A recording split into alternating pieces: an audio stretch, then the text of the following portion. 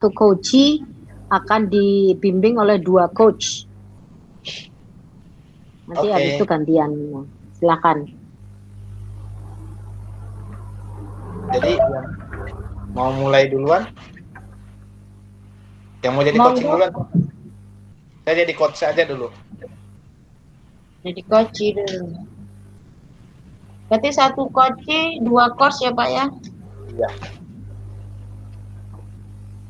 Berarti kita di sini masih belum ada konsep semua ya Pak. Bapak konsepnya apa tadi Pak? Kenapa Bu?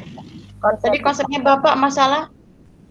Ya, kalau saya di sini mencoba masalah tuh tentang minat anak-anak yang malas mengikuti mata kuliah. Seakan-akan mereka tidak memiliki niat untuk kuliah seperti itu Bu. Oh, boleh. Atau saya duluan mulai nih. Atau ya, saya Pak, boleh Pak. Bapak dulu bisa nanti sebagai guru kita di sini. Oke, siap kalau begitu. Selamat siang ya ibu-ibu. Karena saya teman ibu-ibu ini, jadi mohon kesediaan waktunya Bu. Begini, saya ini ada masalah sedikit Bu yang saya alami di tempat kerja saya, di mana pada saat saya mengajar, saya mendapati sebahagian anak-anak itu malas untuk mengikuti mata kuliah. Padahal saya sudah mencoba beberapa metode, tapi seakan-akan metode yang saya terapkan itu kurang berhasil. Seperti itu, Ibu. Ibu Wasmi dulu, Ibu? Atau saya dulu? Oke, boleh. Ibu Wasmi dulu, monggo. Oke, iya Pak Asrudi. Oke, saya ingin bertanya, minat yang dimaksud dengan Pak Asrudi itu apa? Oh, di sini Bu, minat yang saya maksud itu bagaimana anak-anak itu merasa tertarik Bu mengikuti mata kuliah yang saya bawakan, seperti itu Bu. Merasa tertarik dengan metode, iya. Tertarik seperti apa yang ditampakkan oleh peserta, oleh mahasiswa Bapak? Misalnya Bu, kan dari minat itu mereka bisa masuk di kelas, habis itu mengikuti proses mata kuliah Bu. Kan kadang sekarang yang saya alami itu mereka tuh seakan-akan minatnya berkurang, jadi mereka alasan supaya tidak masuk kelas, seperti itu Bu. Ibu Wasmi mungkin saya boleh masuk? Iya boleh. Pak Asrudi, ya, Bu. Bapak kan ingin menarik minat mahasiswa untuk masuk sekolah. Mungkin metode Bapak yang Bapak pakai selama ini seperti apa Pak? Biar anak bisa tertarik seperti itu. Oh iya Bu, saya sudah mencoba metode itu metode diskusi atau metode belajar kelompok tuh Bu. Saya menggunakan metode diskusi dan di situ saya mencoba untuk mendekati anak-anak tersebut. Tapi saya sudah mencoba metode diskusi, metode pendekatan, tapi kayaknya seakan-akan anak-anak ini minatnya masih sama Bu. Dia masih agak malas masuk di kelas saya Bu, seperti itu. Oke. Menurut Pak Asrudi, ada hambatan apa yang mengakibatkan anak-anak atau mahasiswa itu malas masuk Pak? Ya Bu, yang saya lihat sendiri anak-anak ini mereka malas masuk itu kayaknya pengaruh lingkungan Bu.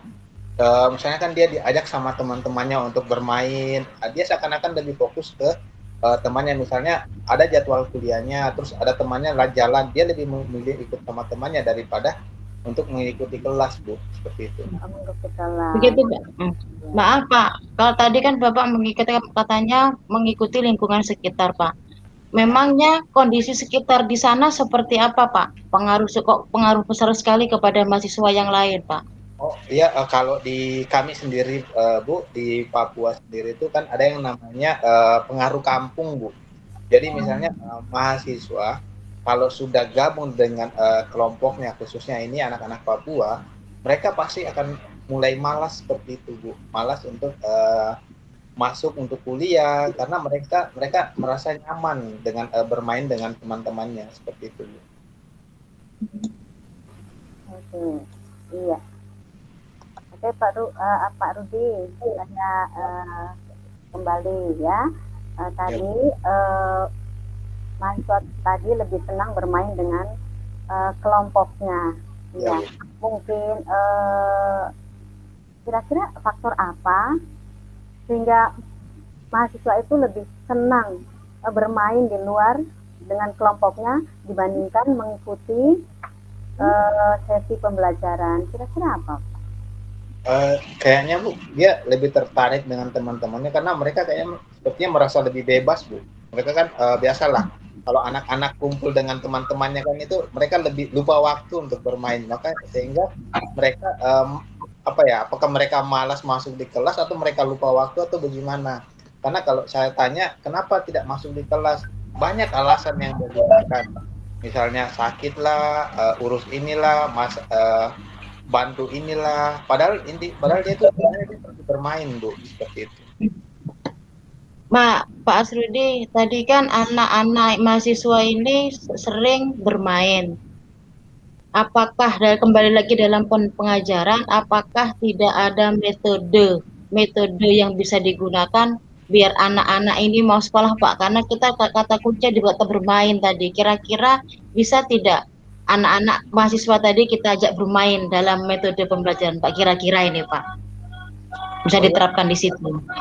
Ya Bu, itu yang saya coba itu metode diskusi tadi dengan pendekatan ke dia, dan itu saya rasa masih tidak berdampak lah.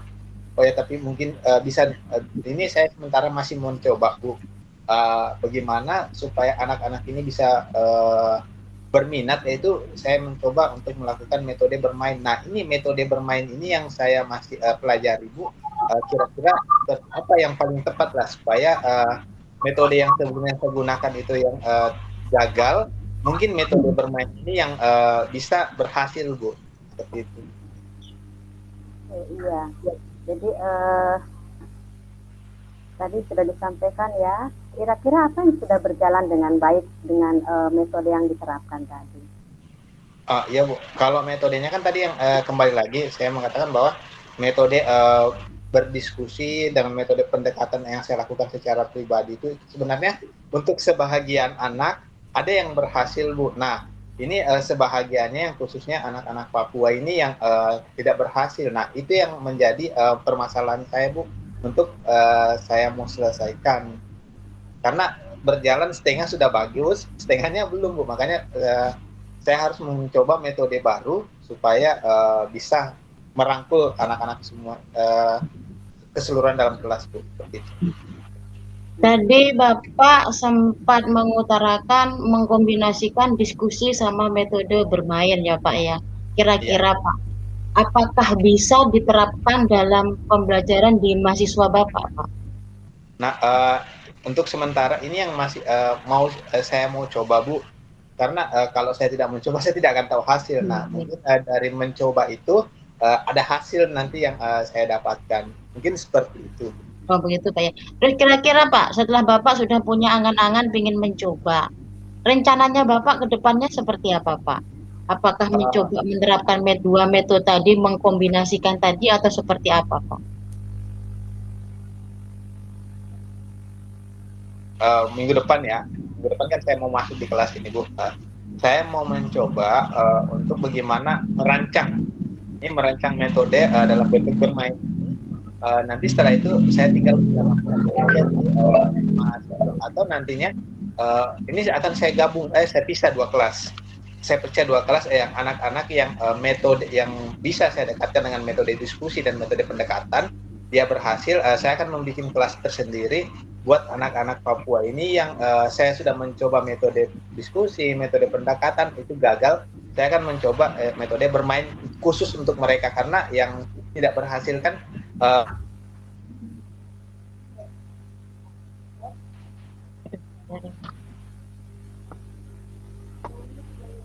berarti Bapak minggu depan ya Pak membuat rencana dulu untuk pengadaan metode ini. Terus Pak, Bapak kan sudah punya pandangan ingin mengkombinasikan antara metode diskusi dengan metode bermain. Kira-kira Pak, karena Bapak sudah menentukan metodenya, kira-kira teknik penilaiannya seperti apa Pak? Karena di sini kan Bapak sebagai mahasiswa mungkin ada karakter siswa yang berbeda-beda, itu kira-kira seperti apa Pak teknik penilaiannya Pak? Mohon maaf Bu, jaringannya bermasalah Bu. Oh kurang jelas ya Pak ya? Kurang jelas Bu pertanyaannya Bu. Oh. Gini Pak, tadi kan Bapak sudah merencanakan untuk mengkombinasikan metode diskusi dan bermain. Kira-kira Bapak mau merencanakan nih, kira-kira teknik penilaiannya seperti apa Pak dengan mengkombinasikan dua metode ini Pak? Oh, oh iya Bu.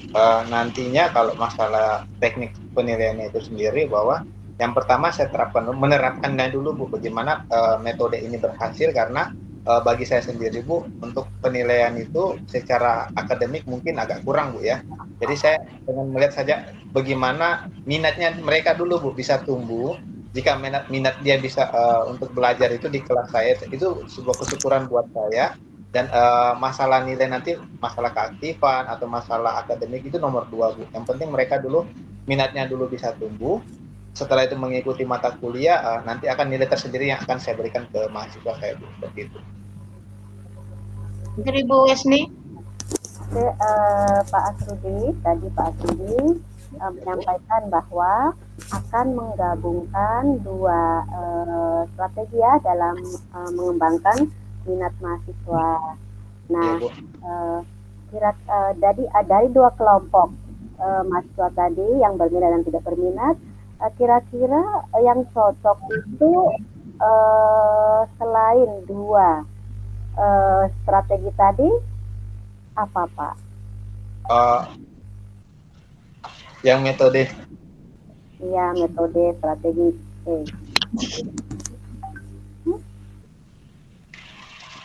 Iya Pak Rudi. Mas Rudi? Jaringan mungkin.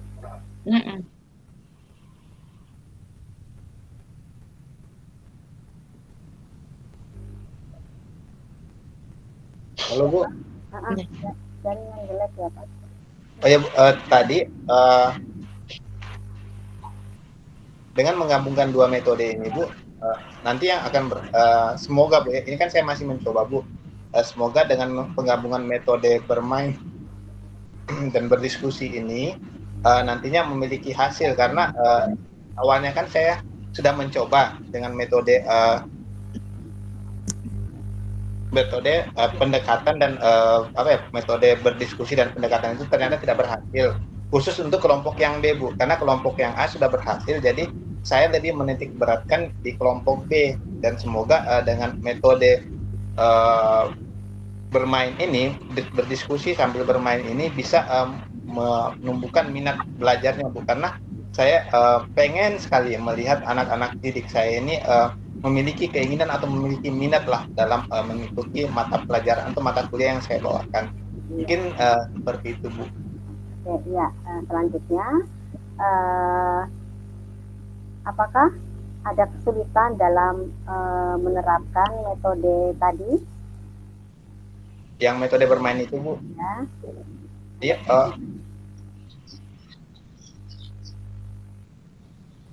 Bu, sepertinya udah cukup ini Bu. Ya, siapa yang diperlukan untuk mendukung? Apakah mampu sendiri atau diperlukan pihak yang dapat mendukung rencana Bapak dalam mengembangkan minat mahasiswanya? Mungkin saya akan menggunakan mahasiswa juga Bu. Mahasiswa yang sudah ada kan sebagian mahasiswa yang sudah merasa dekat dengan saya, bisa bermain dengan maksudnya kan mahasiswa yang dengan saya ajar metode diskusi dan pendekatan itu berhasil, saya akan mencoba mengajak beberapa untuk membantu saya dalam menerapkan metode ini Bu. Oke, baik. Jadi yang kita bahas itu kan? Ibu sepertinya udah cukup ini Bu, gantian lagi. Mas Rudi, Ya, boleh saya ada sedikit tambah pertanyaan Pak Rudi? Siap. Jangan lupa menggunakan coaching plan ya Bapak Ibu. Oh, injil. Panduan. Ya, makasih. Pak Rudi tadi kan membahas tentang mengkombinasikan dua metode Pak. Untuk teknik pelaksanaannya seperti apa ya Pak? Oh ya Bu, nanti teknik pelaksanaannya itu sendiri, di sini kan saya kan membentuk kelompok kecil ini. Nah, kelompok kecil ini metodenya itu saya rancang materi yang saya ajarkan itu bagaimana mereka pelajari itu seakan-akan sambil bermain. Dari permainan tersebut mereka sambil bisa memahami materi yang akan saya sampaikan seperti itu. Oh, begitu Pak ya. Berarti nanti di saat diskusi-diskusi kecil itu Bapak membuat sebuah rubrik penilaian tidak karena untuk mengontrol perkembangan mahasiswa ini seperti apa begitu Pak? Oh, iya Bu, nanti kalau sudah selesai, nanti ada evaluasi yang saya lakukan. Nah, disitulah akan menjadi rubrik penilaian buat saya Bu. Seperti Oh, itu. begitu ya Pak ya.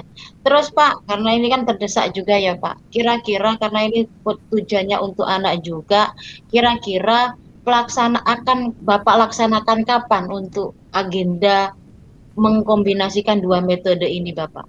Oh iya Bu, saya ini kan masih tahap perencanaan untuk minggu ini. Sepertinya minggu depan saya akan melaksanakan metode itu Bu, karena kita dikejar oleh deadline juga. Karena tidak lama lagi kurikulum ini akan berakhir Bu, untuk semester ini akan berakhir Bu, seperti itu. Oh, begitu Pak ya. Terus Pak, media apa yang kira-kira dibutuhkan dengan mengkombinasikan dua metode ini Pak, untuk mempermudah Bapak dalam menggunakan dua metode ini, kira-kira butuh dukungan apa Pak? Mungkin sarana prasarananya atau seperti apa begitu Pak? Oh iya Bu, karena melihat kondisi kami di sini yang sarananya masih serba terbatas, kemungkinan saya hanya menggunakan media gambar saja Bu.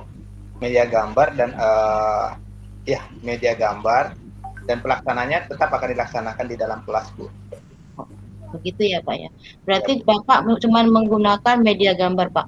Apakah tidak perlu ditambah media-media yang bergerak begitu Pak, biar bisa menarik mahasiswa kita Pak?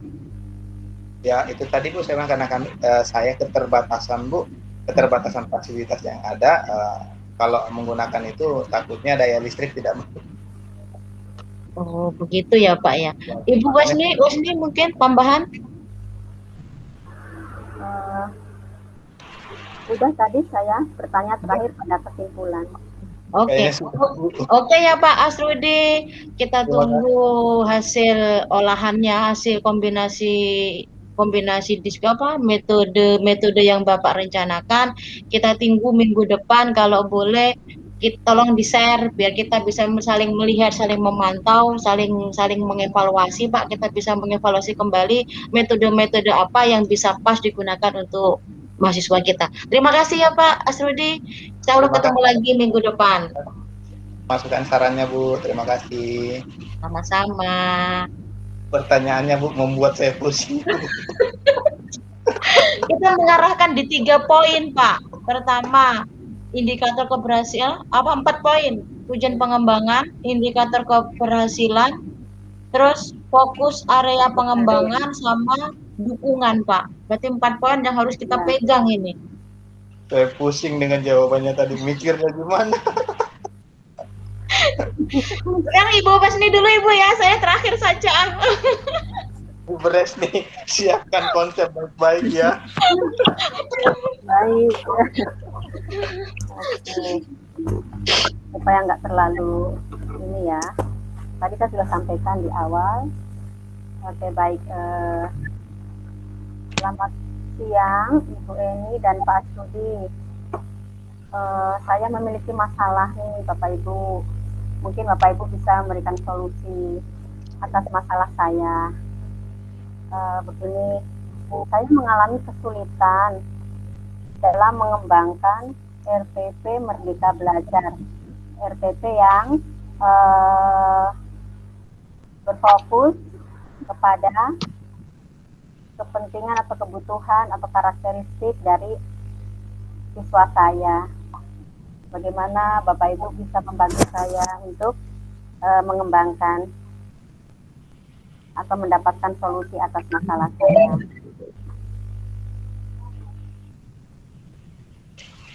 Oh, ya Bu. Ibu ini mungkin saya duluan Bu ya, atau gimana? Nggih, moga Bapak. Oh iya Bu, tadi saya mendengar ini permasalahannya Ibu Resni tentang kesulitan dalam mengembangkan RPP Merdeka Belajar Bu ya. Iya. Ya Bu, kalau boleh saya tahu Bu, RPP Merdeka Belajar itu bagaimana Bu menurut pandangannya Ibu?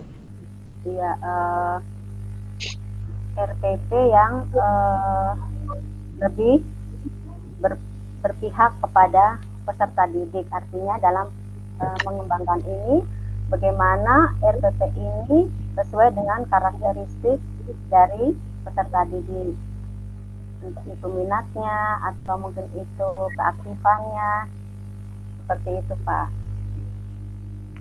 Oh iya Bu, ini berbicara tentang lebih berorientasi ke peserta didik Bu ya.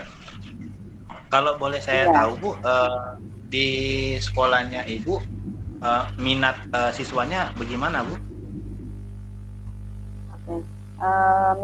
Minat siswa ya, dalam pembelajaran ada yang berminat ketika pembelajaran berlangsung, tetapi ada juga yang tidak berminat, seperti itu.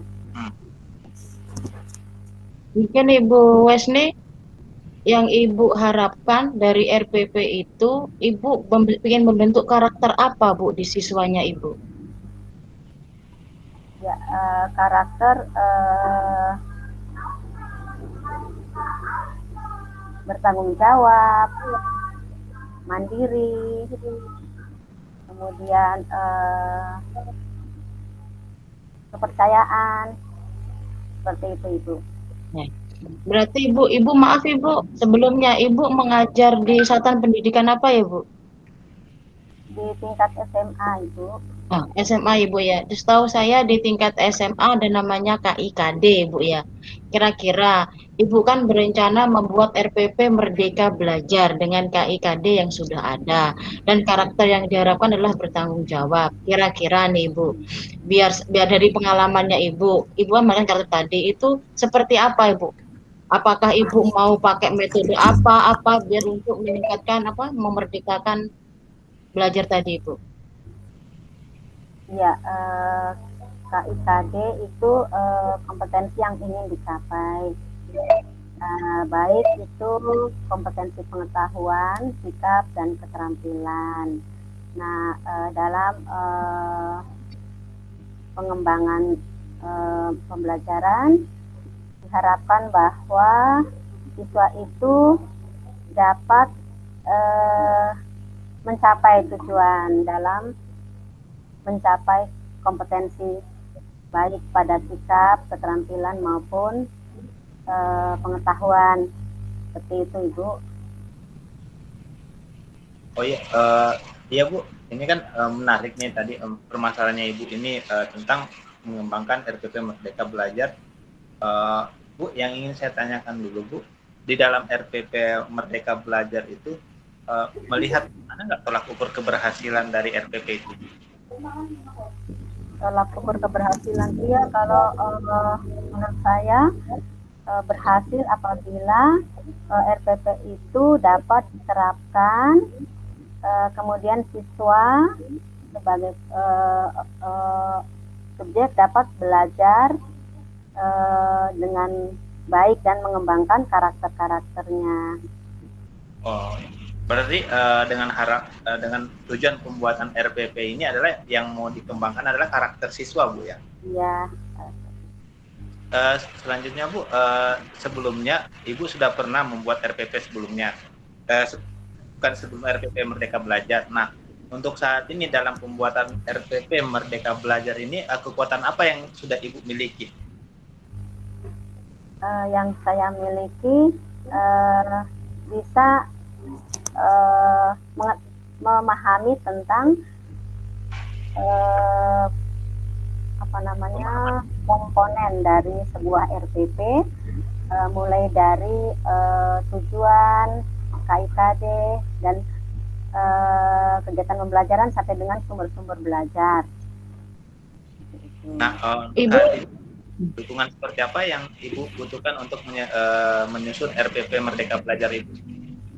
Ya, dukungannya bantuan dari rekan ataupun mitra belajar, mitra kerja untuk mengembangkan RPP tadi sesuai dengan tujuan. Ibu, maaf Ibu, tadi di dalam RPP Ibu menyebutkan ada tujuan belajar, indikator, dan teknik pembelajarannya Ibu ya. Itu di dalam membuat RPP Merdeka Belajar ini, apakah di sekolah Ibu ada MGMP-nya Ibu? untuk sama-sama membuat RPP-nya itu? Ada. Ada ya Bu ya? Iya. Terus MGMP-nya ini berfungsi tidak Bu di sekolah itu? Tidak berfungsi, Ibu. Oh, tidak berfungsi Ibu ya. Terus teknik Ibu, di sini kan Ibu mengharapkan suatu RPP yang merdeka belajar Ibu ya. Selain Ibu kan tidak mungkin tidak bisa berkumpul sama teman. Terus kira-kira Bu, langkah apa yang Ibu lakukan, sumber belajar Ibu apa yang digunakan untuk membuat RPP ini Ibu? Iya. Saya berpikir untuk mencari referensi dari media atau online bagaimana sebuah RPP atau contoh dari RPP Merdeka Belajar. Mungkin itu yang ataupun saya bisa, mungkin saya ingin bertanya begitu kepada teman-teman yang ada di luar daerah, seperti itu untuk sharing. Berarti tadi Bu menginformasikan bisa bertanya di teman-teman yang lain ya Bu ya. Berarti ini bisa digunakan sumber belajar Ibu untuk membuat RPP itu sesuai yang Ibu targetkan. Kira-kira Ibu, kapan Ibu laksanakan ini untuk minta bantuan teman-temannya mencari informasi tentang penyusunan RPP Merdeka Belajar ini Ibu? Iya, segera mungkin karena ini sudah mau masuk ke pelajaran baru, jadi saya akan berusaha minggu depan untuk mencoba bertanya tentang bagaimana RPP yang sesuai dengan tujuan saya. Ya begitu saya. Terus Ibu tadi kan sudah mencoba mengkolaborasikan ke teman ya Bu ya. Terus kira-kira dukungannya sudah siap apa belum? Dukungan apa yang Ibu butuhkan untuk menyiapkan RPP Merdeka Belajar itu Ibu? Kalau dukungan sudah ada dari kurikulum, bagian kurikulum menyediakan KIKD, begitu Ibu. Mungkin Pak Asrudi? Oh iya Bu, ini kan dukungan sudah ada Bu ya yang didapatkan dari teman-teman. Nah, yang untuk saat ini Bu, ada nggak peluang Ibu atau yang kekuatan Ibu yang sudah mengetahui ini loh yang akan saya laksanakan saat saya buat nanti dari RPP ini? Iya, jadi peluang-peluang saya adanya sumber belajar yang dapat saya gunakan, kemudian yang kedua adalah tersedianya KI dan KD yang ada di sekolah, kemudian teman-teman yang bisa mendukung dalam pengembangan RPP saya. Demikian Pak. Gitu Ibu ya. Berarti dari segi sumber sudah ada, terus yang untuk dukungan juga sudah lengkap, berarti Ibu bisa segera mewujudkan RPP Merdeka Belajar ya Bu ya. Kira-kira Ibu ini kan kita kan mau mendekati pelajaran baru ini, kira-kira target kita kapan Bu? Biar sama-sama kita bisa saling mengingatkan, saling mungkin memberikan informasi, begitu Bu. Kira-kira ini akan terjadi kapan Ibu? Pada saat liburan, waktu yang cocok itu pada saat liburan ya, 2 minggu sebelum masuk tahun ajaran baru. Saya pikir itu waktu yang paling pas, karena kita sebagai guru harus siap dalam merencanakan sebuah pembelajaran. Gitu. Mas Rudi, monggo. Sudah selesai Pak? Cukup Pak? Mungkin kalau sudah diselesaikan RPP Merdeka Belajarnya Bu, tolong dikirim ke saya Bu, biar saya pelajari Bu. Cukup saja dari saya. Karena saya pelajari RPP Merdeka Belajar, saya belum pernah buat Bu, yang saya buat di RPS. Sama Bu. Kita bisa mensosialisasikan ke teman-teman yang lain Bu. Ini pertanyaan yang saya tidak tahu apa maknanya Bu.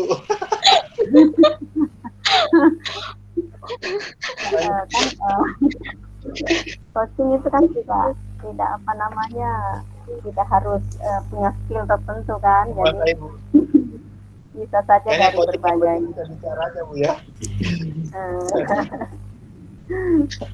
Lanjut di Ibu Emi gimana? Ya, sekarang saya coachingnya ya, teman-teman. Iya Bu. Nah, Bapak Ibu, saya ini guru SMK Bapak Ibu. Tapi saya mempunyai masalah, saya tidak punya media pembelajaran. Kan kalau di SMK itu dikenal dengan pembelajaran 70-30, yang artinya 70% itu praktek, 30% teori. Tapi masalahnya adalah saya ini sebagai guru SMK tidak punya bahan praktek Bapak Ibu. Kira-kira saya harus bagaimana ya Bapak Ibu untuk mengatasi masalah seperti yang saya alami ini? Iya. Bu Eni, banyak sekali ya masalahnya. Cukup berat ya masalahnya Bu Eni. Iya Ibu, saya pusing kepala Bu. Ini bagaimana saya mikirkan anak-anak saya ini? Kita berdiskusi ya. Semoga masalah yang dihadapi oleh Bu Eni bisa diselesaikan ya. Tadi Ya, Bu Eni menyampaikan media, tentang media ya yang bisa digunakan pada pembelajaran praktik maupun pembelajaran teori gitu ya. kalau saya mungkin fokus ke prakteknya saja Ibu, ke praktek saja. Kalau teori kan kita bisa cari Bu. Kalau terus kita mengatasi bagaimana yang praktek ini Ibu? Oke. Saya ingin bertanya, media itu apa Bu Eni? Media itu menurut saya Ibu, sepengetahuan saya karena saya guru SMK, media itu alat penunjang saya memberikan materi atau informasi ke anak tentang ilmu pengetahuan sesuai dengan jurusan saya Ibu. Ya. Bisa diberikan contohnya Ibu? Begini Bu, kebetulan saya kan guru produktif bangunan ya Bu ya. Berarti media saya adalah tidak jauh dari pasir, semen, air, begitu Ibu. Makanya lah yang membuat kita susah di sekolah ini tidak ada media-media itu Ibu. Karena kita kan praktek, kita butuh pasir, semen, dan air. Begitu Ibu, dan alat penunjang yang lain itu. Oke. Menurut Bu Eni, apakah media-media yang disebutkan tadi ada nggak penggantinya atau alternatif lain untuk menggantikan media tadi? Kalau media tadi Ibu, kalau menurut saya setahu saya berliterasi juga, memang media pasir bisa kita rubah dengan tanah. Media media dari semen bisa kita rubah. Tapi kan hasilnya tidak bagus Ibu.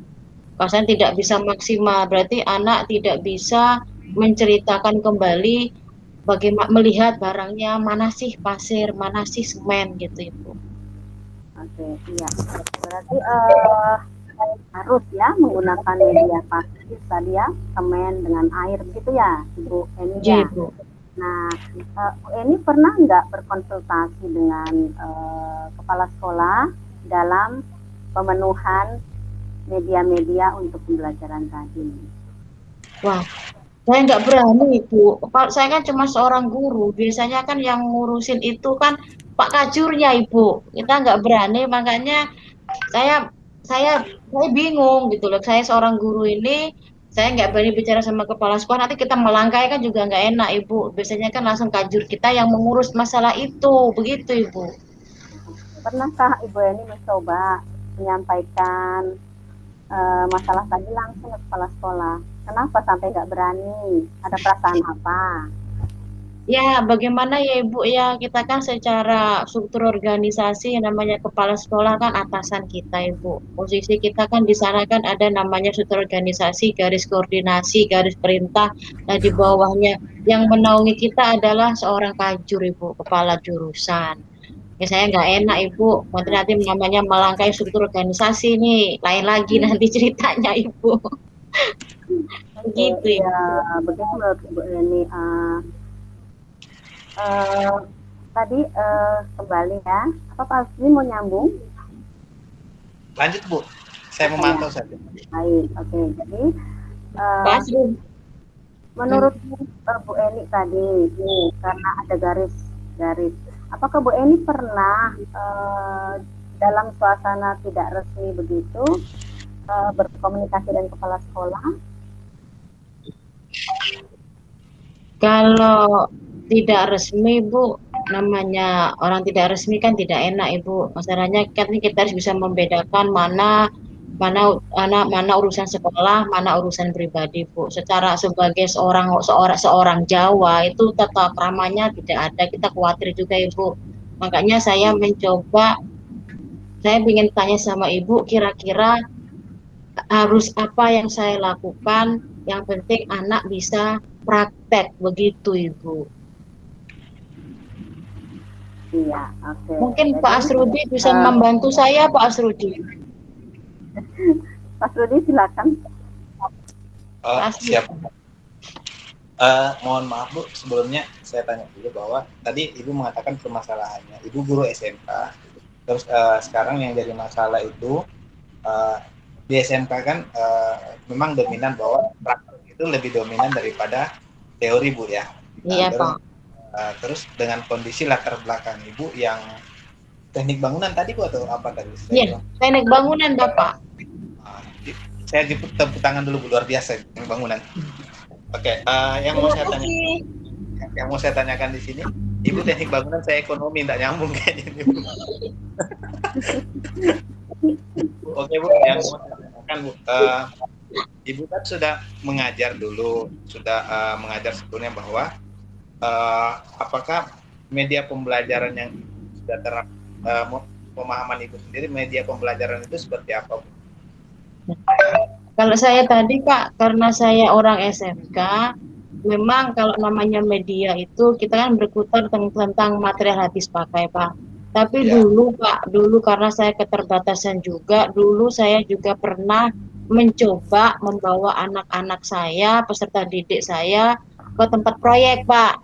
Biar harapan saya mereka bisa bekerja di situ, pengen tahu bagaimana sih apa sih pasir itu, bagaimana pasir bentuknya seperti apa, begitu Pak. Karena kita ada kendala di material habis pakai tadi, saya pernah berinisiatif mengajak anak-anak ke proyek Pak. Jadi waktu Ibu mengajak anak ke proyek, bagaimana Bu prosesnya atau hasil dari kunjungan Ibu? Nah itu Pak, setelah saya ajak ke proyek Pak, anak-anak ini semakin antusias Pak. Berarti dia semakin senang, dia tidak bosan di dalam kelas. Dia setiap saya ajak ke lapangan, mereka tuh luar biasa senangnya Pak, karena mereka bisa melihat secara langsung, secara detail apa itu material habis pakai, apa itu yang dibutuhkan dalam pembelajaran Pak. Terus Bu, ini kan Ibu sudah pernah melaksanakan itu kunjungan langsung ke proyek. Ya. Keberlanjutan kunjungannya itu seperti apa Bu? Ya. Dari setelah saya analisa Pak, karena saya anggap ini perkembangannya sangat bagus sekali, makanya setiap pembelajaran saya tentang pelaksanaan bisnis konstruksi dan properti, anak-anak saya ajak ke proyek Pak. Berarti dalam 1 minggu kan kita 8 jam Pak. Berarti biasanya saya 1 minggu itu 2 jam saya gunakan teori, 6 jam saya bawa ke lapangan Pak. Karena biar sama-sama jalan, karena di bengkel tidak ada medianya, kita bawa keluar Pak. Berarti untuk sekarang ini karena Ibu yang terbatas dengan media pembelajaran di sekolah, jadi Ibu berinisiatif untuk membawa anak-anak keluar saja Bu ya? Iya, dari hasilnya itu Ibu bisa menilai nggak bahwa setelah membawa anak-anak keluar meninjau ke proyek langsung, ada nggak nilai yang atau bagaimana Ibu menilai keberhasilan dari proses pembelajaran siswa tersebut? Oh, begini Pak, kan kalau sebelum saya bawa ke proyek, anak kita bagi menjadi beberapa kelompok Pak. Misalnya satu kelompok itu terdiri dari 2 sampai 3 orang. Lah di sana sebelum mereka berangkat ke proyek, saya harus pantau dulu Pak, proyek ini sampai di mana. Nah, setelah saya bagi kelompok, satu kelompok ini dia memiliki permasalahan yang berbeda Pak. Berarti permasalahan yang berbeda, biar saya nanti setelah mereka datang di lapangan, setelah melihat, mengamati, mereka harus membuat laporan Pak. Begitu Pak. Jadi permasalahannya yang mereka hadapi itu adalah membuat laporan. Nah, Adakah dalam laporan yang dibuat anak-anak atau siswanya Ibu itu ada nggak yang sesuai dengan harapan Ibu? Ya, kalau menurut saya Pak, saya seorang guru bangunan Pak. Sebenarnya sih karena kita tidak bisa bukan ya, karena kita tidak berada di lokasi kita sendiri, memang ada beberapa yang kadang tidak sesuai dengan harapan kita Pak. Tapi ya begitulah Pak, tapi kita tetap berusaha semaksimal mungkin Pak, anak-anak Pak. Saya rasa itu merupakan salah satu cara Bu dalam media pembelajaran. Nah, yang mau saya tanyakan Bu, bagaimana dukungan atau bagaimana dukungan dari sekolah Ibu tentang Ibu membawa anak-anak keluar itu Bu? Nah, ini masalahnya Pak.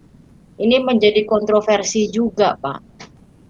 Kita sempat bingung juga Pak. Kadang kita bawa ke sana, si anak kita dilarang. Tapi setelah saya melakukan pembicaraan, berkomunikasi sama kajur dilemparkan ke kepala sekolah dan kita berbicara dengan kita sosialisasikan dengan stakeholder, Pak, alhamdulillah bisa menerima Pak, karena keterbatasan material tadi, alhamdulillah orang-orang di lingkungan sekolah bisa menerima itu Pak. Berarti untuk saat ini Ibu sudah mendapatkan dukungan ya Bu untuk membawa anak-anak itu keluar Bu? Iya Pak. Oke, terus Bu, ini kan dalam membawa anak-anak ini kan ada hal-hal yang mesti dihindari, misalnya bagaimana menjaga anak-anak. Apakah Ibu sudah memikirkan hal tersebut, misalnya membawa keluar anaknya, terus bagaimana keamanan atau kondisi anak-anak di luar Bu? Nah, itu Pak. Kita biasanya Pak, karena kita ada 1 minggu 8 jam, untuk mengantisipasi itu Pak, pertama saya harus mengawal langsung, kedua kita sip-sipan Pak, misalnya jam ini itu berapa siswa kita bawa ke sana, jam ini kita sip-sipan, berarti tidak semua satu kali, tidak, berarti saya sebagai guru cuma standby di proyek, nanti jam berapa ini anak dari ini sampai ini sana, nanti jam berapa ini nomor ini sampai ini ke sana, begitu Pak sistem saya Pak. Berarti untuk saat ini Ibu sudah memiliki kekuatan yang cukup Bu ya untuk melakukan atau membawa anak-anak ini keluar Bu ya. Dengan tadi Ibu menjelaskan Ibu sudah mendapat dukungan dari komunikasi dari kajur ke dari Ibu ke kajur, terus kajur ke kepala sekolah, berarti Ibu sudah memiliki kekuatan Bu ya untuk membawa anak-anak ini keluar. Nah, selanjutnya Bu, jika metode yang ini yang Ibu lakukan terus, apakah ini tidak akan apakah masalah Ibu tadi, sepertinya saya rasa masalah Ibu tadi bisa diselesaikan dengan menggunakan metode bahwa Ibu bisa mengantarkan anak-anak Ibu ke proyek saja Bu untuk untuk mengurangilah keresahan hati Ibu tadi, karena tidak adanya tidak adanya bahan baku sehingga Ibu memiliki niatan dengan poin-poin yang Ibu jelaskan tadi, sudah mendapatkan dukungan, sudah mendapatkan kekuatan, sudah bisa menilai siswa dengan mengunjungi proyek. Mungkin dari saya yang bisa saya beri masukan seperti itu. Oke Pak, terima kasih sekali Pak. Semoga Bapak Ibu, semoga informasi masukan dari Bapak saya bisa menjaganya, bisa berkomitmen untuk anak-anak saya Pak. Terima kasih Pak Asrudi sama Ibu Wesni. Terima kasih Bu.